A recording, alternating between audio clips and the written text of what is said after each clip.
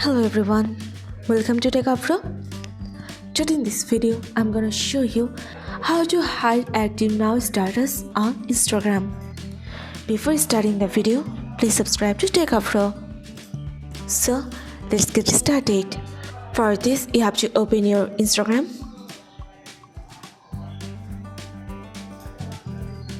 Now go to your account and press on your menu. Scroll down. Here you can see messages and story replies. Press on this. In this option, you can see here show activity status. If you want to hide active status, you just have to turn off the button. That's it. So this is how to hide active now status on your Instagram. So guys, that's it. You can do this.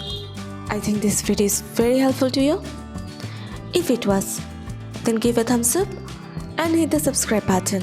And thanks for watching.